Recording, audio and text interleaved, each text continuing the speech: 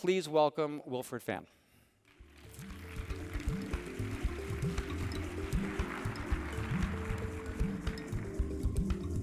Welcome. Thank you. Thank you, Douglas. So, you spent so many years at Agoda. Yeah. Incredibly successful brand acquired by Booking.com, now Booking Holdings, one of the largest travel companies in the world. Why on earth would you leave such a fantastic position at one of the most incredible travel companies and to join a tourism activity startup? Still a very good company at Agoda, right? It's a fantastic company with a global scale. They do hotels, right? They do hotels, and I've been in that game for a very long time. And there was a lot of excitement in the early days when we started Agoda. When we go out to talk to hotel partner suppliers, when we go to talk to customers promoting our service, is really, really exciting. And then the excitement sort of slowed down. There's a lot of scaling of the business, but the industry is very mature.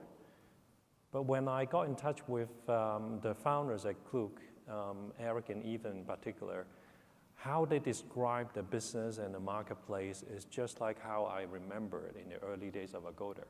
That excitement, that thrill of building a business and not knowing what is going to happen tomorrow is really exciting. What are some of the similarities, the challenges that you see in this sector now that you saw then? The fragmentation of the marketplace. There isn't quite a standard in the market in terms of connectivity, in terms of supplier operation, transactions, payment. All that is just at the beginning when everyone is trying to figure out what to do. And whenever you find something that is working, you get really excited. But compared to the airline and the hotel industry, that is a given, that there is a standard, a protocol in the industry. So that's one very important similarity. The other one is the customers are just finding about this. They're just realizing, hey, I can go online, I can use my mobile phone to book something. Whether it's before the trip or when they're in a destination and trying to figure out what to do in the next hour. So what we saw, and I presented earlier that this industry is so fragmented. Like you have so many different types of businesses. So a hotel is a hotel is a hotel. I mean, you have different types, but it's it's a room with a TV and all of that, right? But here we've got you got museums, you have walking tours, you have zip lines. Different types of products, different packages, just different ways of describing the product. Do you think that there's a possibility of a standard? Are standards in the future for this industry? I don't believe that we want to apply a standard. The excitement of the industry is the variety. So what I'm trying to do at Klook is to build the capability in the company and the agility of the company to make sure that it can adapt to every other type of services available. That's hard. So there are some commonalities we can build, as in the technology platform, as in some of the internal process protocol. But above that is all the things that we need to deal with all different type of services.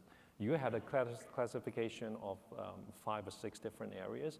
Internally at Klook, we have 15. Different things, even like within transportation, we have all types of transportation. But you're going to be changing those now to the 5, is that right? No, we're going to even diverse further. It's hard. Now, the one thing I feel that Klook is doing a little better is how disciplined the whole company and everyone in the company is in thinking about what to do. They are very good at thinking about what is a core thing that we should be doing and doing it faster and better, and what are distractions that is a little bit beyond what we should be thinking right now. It's exciting to be able to perhaps provide a very customized tour experience for a customer. That's really exciting, and that's probably what the customer wanted most. But in order to make it scalable throughout the world, it's really hard. Well, yeah, so that's an interesting point. So let me ask you about that, because there are some online travel agencies that are trying to create branded experiences. Get Your Guide has made a big push with its originals product. KK Day, who's speaking tomorrow, and they're going to talk about that initiative, specifically. Yeah. They're pushing in that. They believe that because of the lack of product standards within the industry, say around kind of tours or activities, that there's an opportunity to create that kind of certainty with the customer. So why is that not of interest to Klook? We don't believe that we know what the customer is looking for in the experience they want to get. But we have a platform, we have the reach to the customers globally, we also have the technology to support us, and that gives us opportunity to work with partners, with operators of the tours, and tell them how they can place their product, how to present the content, and whether it's working or not. The iteration of that, the changes, the improvement they can build on top of that is up to the operator. The harder they work with us to optimize it, the better, and we will get feedback from customer.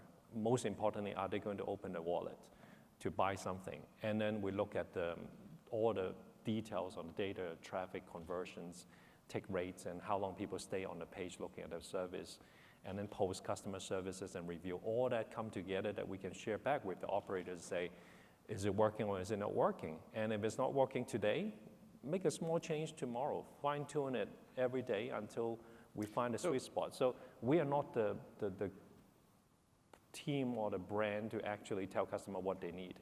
We facilitate. So I think that's something very relevant, especially to operators. They're always looking for, okay, how can I be, more effective? How can I get a higher rating on one OTA or another OTA? Are there certain things that you've seen that you can kind of share or kind of advice for operators in terms of how can I be at the top, or how can I make sure I'm getting those best ratings on a platform like Klook as opposed to, another platform? The two scenarios here. One is that there is a specific type of, say, monument someone like to go and visit, and there are a lot of different providers for the same type of service. And the other one is there is an area that there is 100 different services available. That is all kind of different and unique. So in the first scenario, we do a little bit of curation ourselves to understand which partner is doing the best in providing the right service at a good price and also making the customer happy. And we don't list 20, 30 different service providers for the same thing. That's just not very useful for a lot of customers. When they go to a destination, they want to know what to do. You give them maybe 2 or 3 choices, and that's about it. And choose among them, and then we're happy to trial with new partners to put them on and see how the customer feedback is. But ultimately, we don't want to make it easy for the customer. The other one is in a certain area where we have a lot of different services available, how to present which one goes up. And that comes down to data. That comes to data science, come down to machine learning, and we optimize things as we go. So it's all up to what the customer is looking for. And if there is a really interesting service that we felt the experience is so cool, but no one clicks on it, no one wants it, no one really book it, it still wouldn't get on the top of the list. So Klook last year, I think, stunned the industry with a pretty significant fundraising round, about $250 million or so, and then an additional kind of similarly sized round, I think, earlier this year. Yeah. What are you doing with all that money? Yeah. The reason for the investors to provide us with that funding is their excitement in seeing the growth of this business. When they think about the global leader in the in-destination industry, they think of a couple of names, and that's about it. And most of those names are not big in Asia. And also the opportunity to be connecting all the different services into one platform is quite a unique opportunity here. We're not the first one to do it, right? We have, Viator, who has been doing it for a long time. And then there's a Japanese company also who have been doing it for a very long time. But the way we're able to connect customers on a mobile phone is the excitement that our investors see. Not just because they can look at a big screen and then start to do the planning, but it's really impulsive. You go to a place, you want to do something, you start doing it. And we are not the brand or the company that started all this revolution. It's the Ubers of the world, it's the Grab of the world that educated customers to do things as they want. Whenever you need a car, you whip out your phone and then you call for the car. When you need food, you use the phone, you get food. When you want to buy something, a lot of places where they have leading e-commerce brands, you get things delivered at your door within 24 hours. So it's about this instant gratification and impulsive behavior of customers that we are trying to serve. And I think that's why the investor gave us the money. And how do we use it? We're still figuring it out. Are you, so you're kind of known as the Asian OTA, I guess. There's been some discussion of expansion into the US and also into Europe. So are you always going to be the Asian OTA for tours and activities? Well, Asia is the core in terms of the customer. So we work very hard to understand the customer needs in terms of languages, in terms of the shopping behavior, the seasonal pattern of the customer in Asia Pacific. And fortunately for us, these customers in Asia Pacific, they like to travel the world. So we also make sure that they have the right service available wherever they go in the world. We're not quite there. It'll take us a bit of time, but we're seeing a lot of positive return on investment in Europe, in North America, lining up the services and products available for our customers in Asia Pacific. Any plans to expand beyond tours and activities? You know, there's some interesting examples like My Real Trip, for example, started at tours and activities, but they're actually pushing into other areas of travel, like flights and hotels. Any plans there? Well, coming from my experience at Agoda, I always believe in companies starting to expand the categories of services. Well, in here, I would say the in-destination is one category, and then there's the air and the hotel and so on. They start to diversify and expand, mainly because what they're doing right now is not doing fantastic. So if, for the years I was with Agoda running the business, there was quite a few times that we thought of doing, say, air ticket, car rental, and other things at a bigger scale. But at the end, when we go back to look at the numbers on hotel growth, it was fantastic. So do better and do more of what you do. So I think it's the same story at Klook, that the in-destination growth is still really, really encouraging for us. So one issue that I want to address is pricing and discounting within our industry. And so we had a question. Could we put that slide up? This is a question from one of our attendees, Yale Farjan. I hope I'm pronouncing your name correctly, from China, ClickGo. So she asked, how do you address the price as a benchmark issue when it comes to tours and activities? So many local suppliers struggle to keep up with low prices because they feel this pressure from online sales. Everything is measured by prices, and this is natural too when you have an OTA in a marketplace and price becomes that first point of comparison. And speaking to many operators here, there is a view I've heard that Klook is perceived as a very price-sensitive marketplace, and a lot of concerns about discounting or quite deep discounting. So what's your response to operators that might have a higher yield product or are really concerned about pricing control? It's a matter of demand, supply, and the behavior of the internet shopping, wherein I think most of the other parts of the travel industry has gone a lot more dynamic today. It's based on what the customer wants to pay, willing to pay for a certain product. And take hotel again, for example, if someone would pay the same room at X amount, and then the next person comes along and they really want the same room, they're willing to pay 2X. So it's very dynamic. The in-destination industry, however, is coming from a relatively static structure, pricing structure, where things used to be printed and now is digital, but still the price point is come from the operator's understanding of what's the cost, what's the kind of the market price they have accustomed to over the years, and that's the selling price they want to set. Is it really what the customer is willing to pay for? That hasn't been very transparent, and the internet sort of accelerate that decision making of demand and supply. And I believe sooner or later the whole industry will be very dynamic in pricing management, in distribution channel, and that we're going to see a lot of changes. But at this point, there is a majority of the industry is still providing a relatively static price, The customer hasn't got many different channels to pick and choose what they want to buy. And we are the first one to go out in this part of the world to tell customer, this is a service, this is a price, are you happy with it? And if they're not happy with it, we give them incentive. We provide some promo codes, some coupons. We have some offline events to draw people to come to use this kind of services.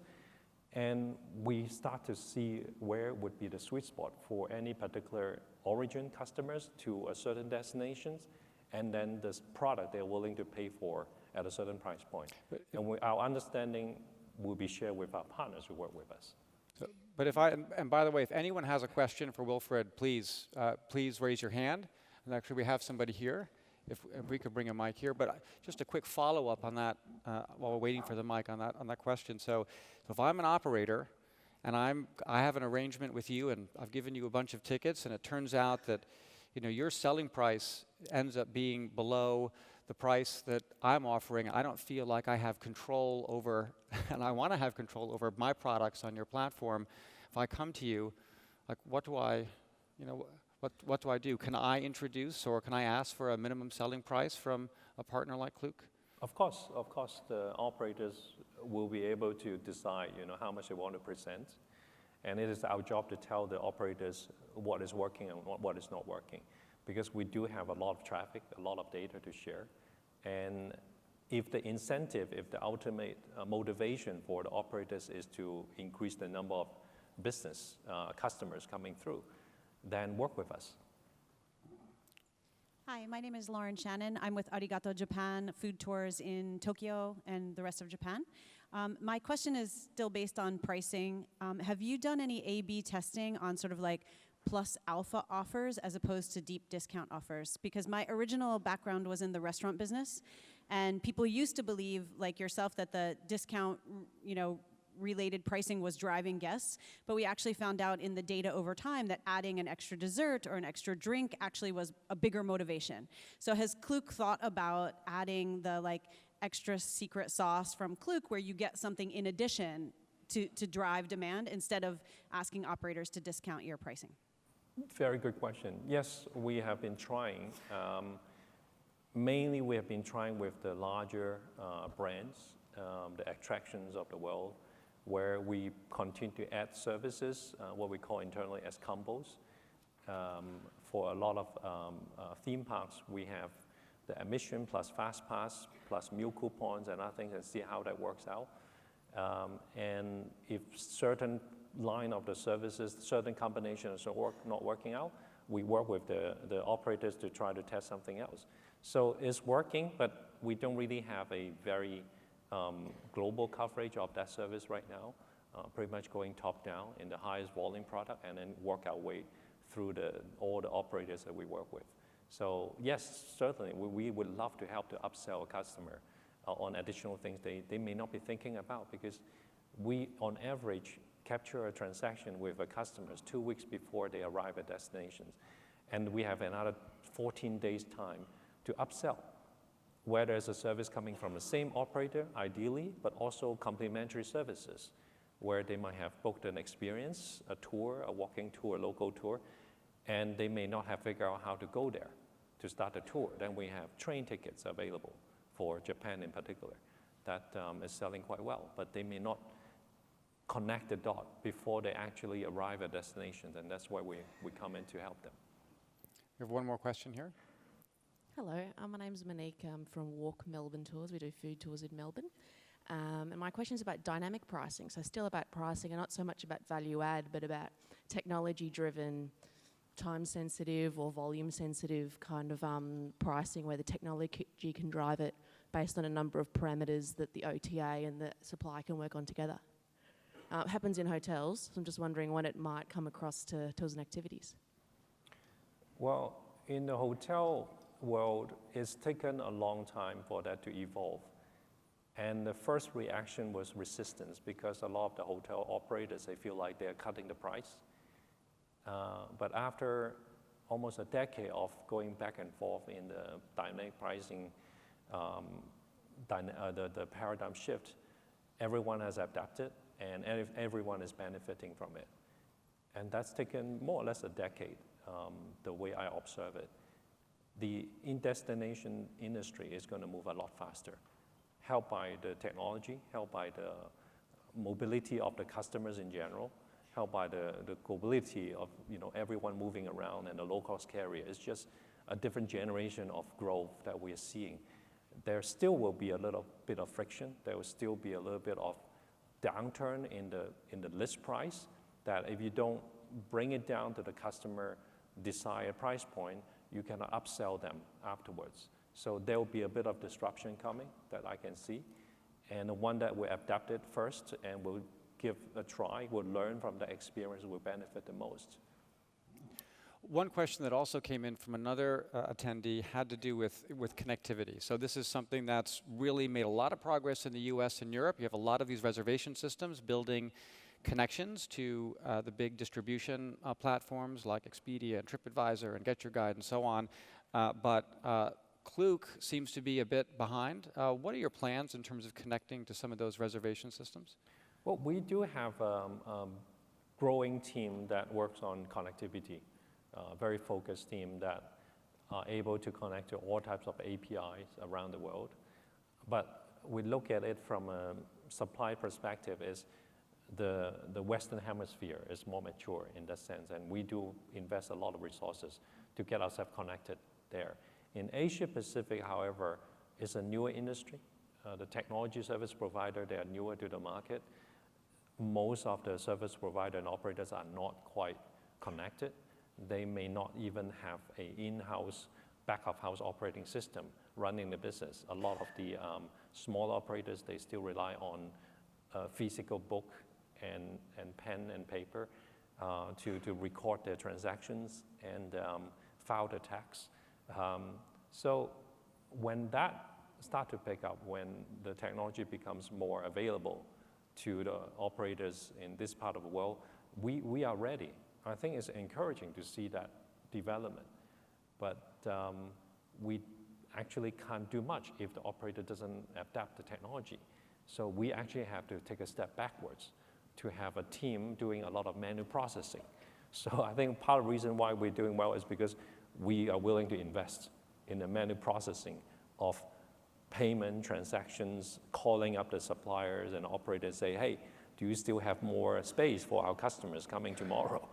We do that. And unfortunately, that's how the business works in a lot of, a big part of Asia right now. $500 million in the bank. Air Asia making a big push into this market. Lots of your competitors are here. Who do you worry about the most? Who do I worry about the most? I think I'm worried about the other big travel brand who is not in this business yet, or the big travel brand that is coming in, because they have the resources. They have more than $500 million. Could it be someone that a brand that you used to work for? It could be. It could be. But my job is to make sure that Klook is growing at a pace and a scale that is very attractive for those players to become partners instead of competitors.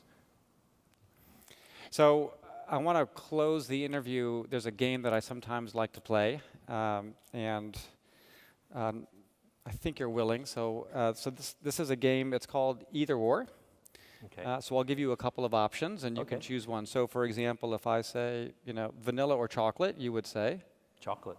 Okay. See, it's easy, and inconsequential. Yes. Okay. Tea or coffee? Tea. Wine or beer? Wine. Ramen or pad thai? Ramen. Hotels or tours? Tours. Good answer. Bus tour or walking tour? Walking tour. Museum or amusement park? Museums.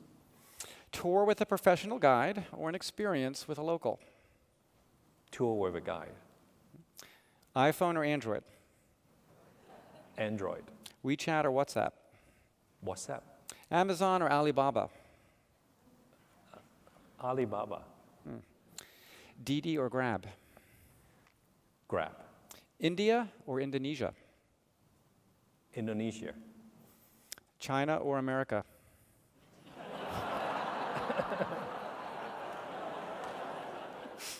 We are a lot closer, so China. Ctrip or Booking.com? That's a tough one. Let me count who has more people here. All right, I'll let you. I'll go with Booking.com. Okay. Yeah, good friends. Agoda or Airbnb? Agoda. AirAsia or Traveloka? I think Traveloka. Yes. Get Your Guide or TripAdvisor? Well, maybe they can vote for me. It's not how the game works. Okay. TripAdvisor. Last one. Discounting or deep discounting? Discounting first. Ladies and gentlemen, Wilfred Fan. Thank you.